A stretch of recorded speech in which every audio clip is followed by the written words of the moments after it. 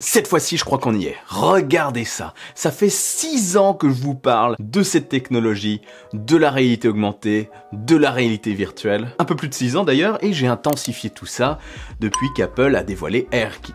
Donc presque 6 ans aussi. Je me suis mis à m'enseigner énormément sur cette technologie. J'ai testé certains produits et j'attendais surtout, depuis ce jour, la présentation d'une gamme complète, progressivement bien sûr, de produits de réalité mixte. Oui, j'attendais les produits qui allaient ajouter une branche à cet arbre qu'est Apple, ce pommier. Oula, je pars un petit peu loin. Petite interruption, je suis en plein montage là, et une information est sortie de la part de Ming-Chi Kuo, un analyste très bien informé en général, mais qui qui a fait quelques erreurs ces derniers temps. Et ça ne change pas du tout le développement de cette vidéo. Mon analyse reste intacte, mais je vais quand même apporter quelques petites précisions au cours de cette vidéo, de cette façon, avec mon iPhone tout simplement. Salutations! Oui, j'ai pris quelques notes pour pas trop m'égarer, parce que avec un sujet comme ça peut durer très longtemps et je peux partir dans tous les sens. Donc cette fois-ci, j'ai voulu sécuriser, j'ai pris des notes pour me diriger un petit peu, pour ne pas m'égarer du sujet principal de la vidéo. Sujet qui est la WWDC et surtout, ce possible prochain produit d'Apple. Donc oui, la WWDC 2023, la conférence destinée aux développeurs, est désormais datée. Elle se déroulera du 5 au 9 juin prochain, donc ça va venir très très vite, et il y aura une conférence, comme à chaque fois, une conférence d'ouverture de la WWDC 2023, le 5 juin, à 19 h chez nous, très certainement. Une conférence qui tous les ans se destine à dévoiler aux développeurs et au public les nouveaux OS et leurs nouveautés, enfin les nouvelles versions des OS déjà actuellement en place. Déjà gros morceau iOS 17, l'OS des iPhones va subir donc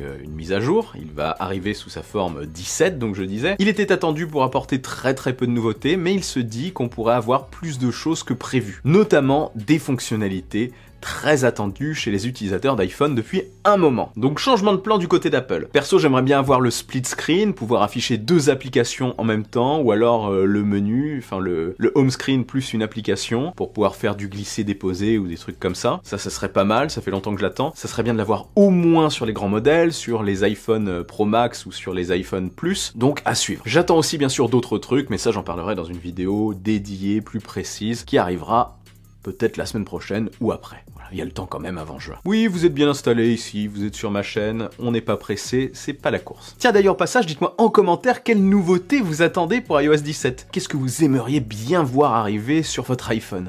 Ça m'intéresse, des trucs qui vous manquent quoi. Côté OS, on aura aussi des nouveautés pour iPadOS évidemment et pour macOS. Je parle des deux en même temps parce que à mon avis, ils vont se rapprocher encore plus cette année.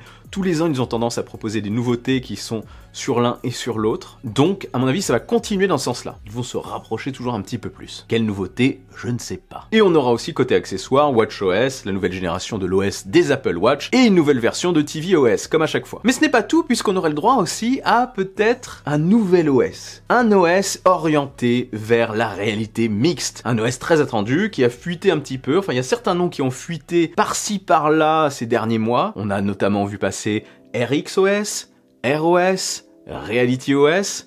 J'ai une petite préférence pour le dernier, j'ai une petite préférence pour RealityOS, qui ressemble plus à un nom d'OS, comme pour macOS, pour iPadOS, tvOS, WatchOS. RealityOS pourrait être parfait pour le casque de réalité mixte, qui pourrait alors s'appeler Apple Reality Pro. Oula, j'ai sauté directement, vous voyez, j'ai des notes, mais je suis passé directement dans le sujet suivant de la vidéo, sans l'introduire en fait. Ouais, c'est violent. Parce que ici, on prend notre temps, mais on est aussi très violent. Violent. Je vais me faire démonétiser la vidéo juste parce que je dis que je suis un violent. Je suis pas un violent, c'est mes termes qui sont violents. Je retourne aux notes pour me contrôler un petit peu, parce que là je suis à fond. Bah oui, j'adore cette technologie, j'attends que ça. Peut-être qu'en plus de ce nouvel OS, on aura le droit à une nouvelle application disponible sur iPad et sur iPhone. C'est une idée là que je lance comme ça, c'est même pas dans mes notes, qui pourrait servir à voir ce que la personne qui a le casque sur la tête voit en virtuel.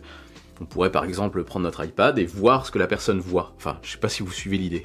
Ça pourrait être une application intéressante, on va voir. Si on voit ça, si on voit ce que la personne voit, voyons voir.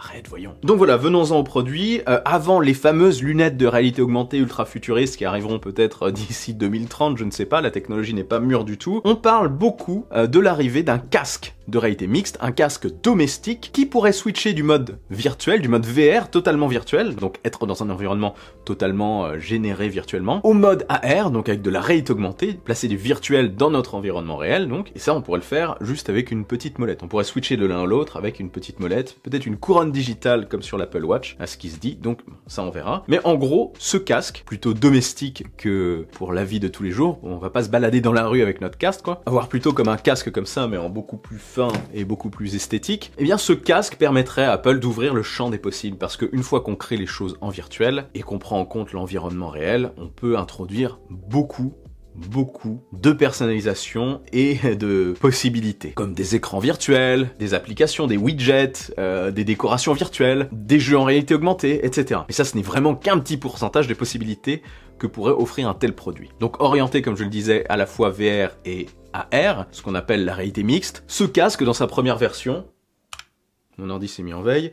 Ouais, le fond d'écran a changé. Je disais, ce casque, dans sa première version, pourrait être commercialisé à un tarif qui pourrait refroidir une grande majorité de personnes, à savoir 3000 $. Donc imaginez le prix en euros, ça va piquer, oui. Seconde interruption, le prix. Min-Chi Kuo, dans son intervention, a dit que le tarif pouvait monter jusqu'à 4000, voire plus. 4000 $, voire plus.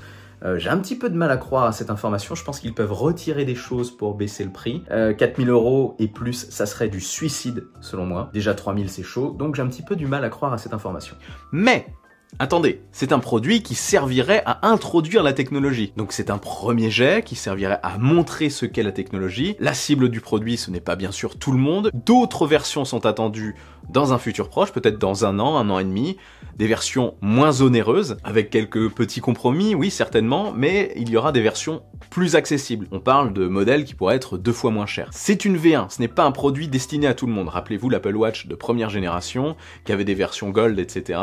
Bon, le lancement n'a pas non plus été incroyable, mais après sur la version 2, la version 3, la version 4, etc., ça a cartonné. Ils ont fait un petit peu pareil avec l'iPad, bon c'était pas le même prix hein, bien sûr, mais c'est une V1, voilà. Prenez ça comme une V1, comme une démonstration de la technologie, une belle introduction quoi, avant la suite. Et ce qui est cool, c'est que la concurrence va être poussée dedans aussi et va proposer des solutions tierces qui seront aussi beaucoup moins chères. C'est déjà le cas avec le MetaQuest, mais ça va mettre un bon coup de pied dans la fourmilière et ça va les pousser à innover. La concurrence, c'est vraiment cool pour ça. Bref, je m'égare encore, qu'est-ce que j'ai mis dans mes notes? Ah oui, dernière intervention de ma part concernant les dires de Min-Chi Kuo. Il paraîtrait que le produit serait repoussé, enfin que la production du produit serait repoussée de 1 à 2 mois. Alors déjà, ça c'est pas dramatique du tout, hein. Ils peuvent très bien présenter le produit et le sortir bien plus tard. Ils l'ont déjà fait avec l'Apple Watch, je vous le rappelle. C'est pas un problème pour Apple, ça. Donc quand Min-Chi Kuo indique que ça pourrait repousser la présentation du produit, j'ai encore une fois un gros doute. Surtout quand on se fie aux cartons d'invitation et à d'autres informations qui ont tourné ces derniers temps. Donc je prends ça avec des grosses pincettes. Sortie retardée, peut-être, oui, pour peaufiner quelques trucs, mais présentation retardée, je sais pas. Après, on va voir. Je ne travaille pas chez Apple. Tout simplement, pourquoi je pense que ça va arriver en juin, du coup? Vous l'avez deviné. Et vous le savez si vous me suivez sur les réseaux sociaux, sur Twitter et sur Insta. J'en ai beaucoup parlé sur Twitter. Déjà parce que, comme je vous l'ai dit dans de précédentes vidéos, beaucoup de rumeurs insistantes indiquaient que le casque de réalité mixte d'Apple, Apple Reality Pro, devait arriver dans l'année et serait peut-être présenté début juin lors de la WWDC 2023. Donc maintenant on a la date pour le 5 juin. Mais pas que, il se dit aussi que Tim Cook et Jeff Williams insisteraient pour vraiment lancer le casque cette année. Même s'ils ne satisferaient pas entièrement la majorité des cadres d'Apple, ils veulent vraiment commencer cette année, quitte à l'améliorer par la suite. Et si on ajoute à ça qu'il y aurait eu une présentation apparemment au Steve Jobs Theater, désolé pour mon accent moisi anglais, du casque aux 100 premiers dirigeants de la marque, je crois que c'était la semaine dernière, ou la semaine d'avant, eh bien, on peut se dire que tout semble concorder. Et perso, moi c'est surtout le carton d'invitation de la conférence qui me pousse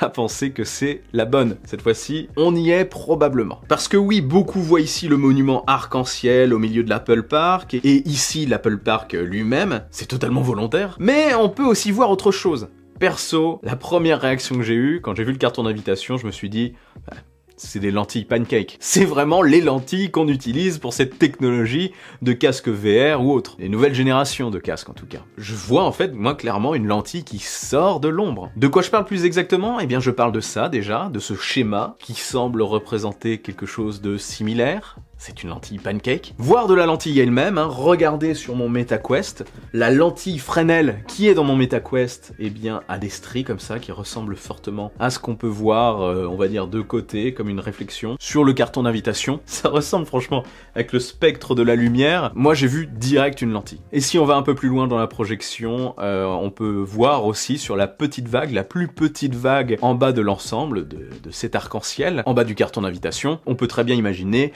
l'avant de la visière bombée de l'Apple Reality Pro. Un reflet sur cet avant, donc, avec le casque derrière, l'ensemble vu de haut. Vous voyez un petit peu? Donc la rumeur selon laquelle le casque de réalité mixte serait présenté le 5 juin est pour moi ultra crédible. On va probablement avoir le droit à une belle présentation d'Apple Reality Pro et de Reality OS. Le casque, quant à lui, devrait sortir d'ici la fin de l'année si on suit aux rumeurs. Donc une première présentation, ils vont laisser les développeurs bosser un peu dessus, et le casque sortira en fin d'année, apparemment. Donc voilà, moi je suis hypé à mort, je n'attends que ça.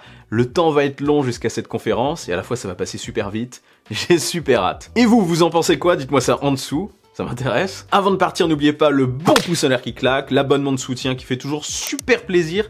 Je suis aussi actif sur Twitter, je parle beaucoup de ça, de la réalité augmentée notamment, et d'autres sujets, intelligence artificielle, etc.